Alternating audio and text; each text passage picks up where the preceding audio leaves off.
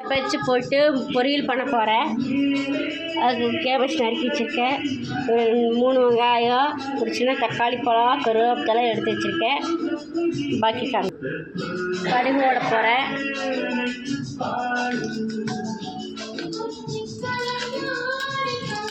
ஒரு டீஸ்பூன் வெள்ளை உளுந்து போடுறேன்.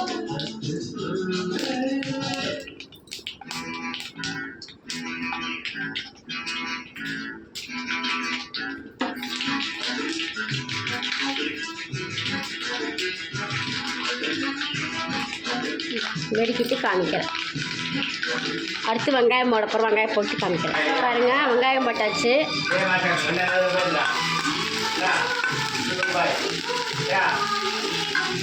இங்கேயாச்சு தக்காளி போட போகிறேன்.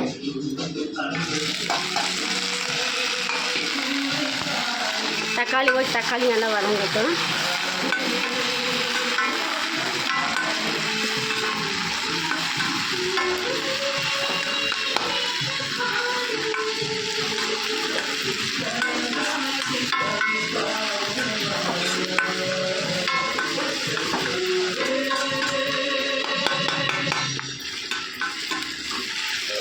தக்காளி வதங்கிட்டு காமிக்கிறேன். தக்காளி வதங்கியாச்சு. முட்டைக்கோஸ் போட போகிறேன்.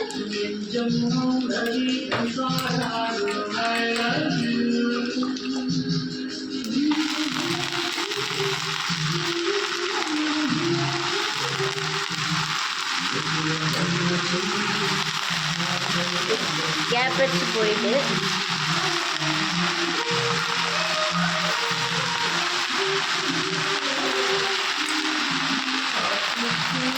பாக்கி போட்டாச்சு. அடுத்து மஞ்சள் போட போகிறேன்.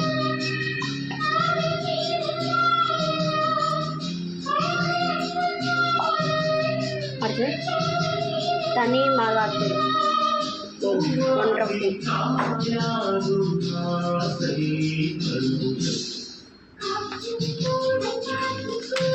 சாம்பார் தூள்.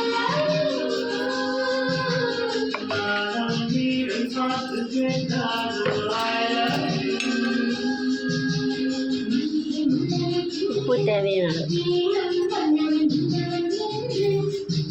கலக்கிட்டு காமிக்கிறேன். எல்லாம் போட்டாச்சு. அப்படி வேகட்டும். தண்ணி விடக்கூடாது. அப்படி வெந்துக்கிட்டு பாருங்கள். சாயை வைப்பா 1/2 கிளாஸ் தண்ணி வச்சுருக்கேன். சாயை அப்படி போட்டுறேன். பாருங்கள், டீ தூள் சர்க்கரையும் போட்டாச்சு.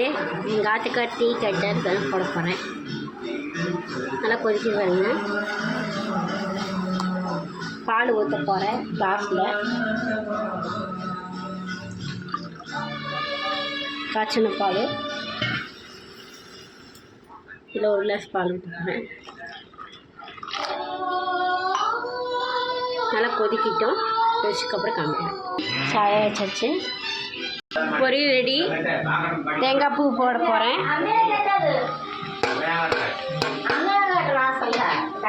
தேங்காய் பூ போட்டாச்சு. பொரியல் ரெடி.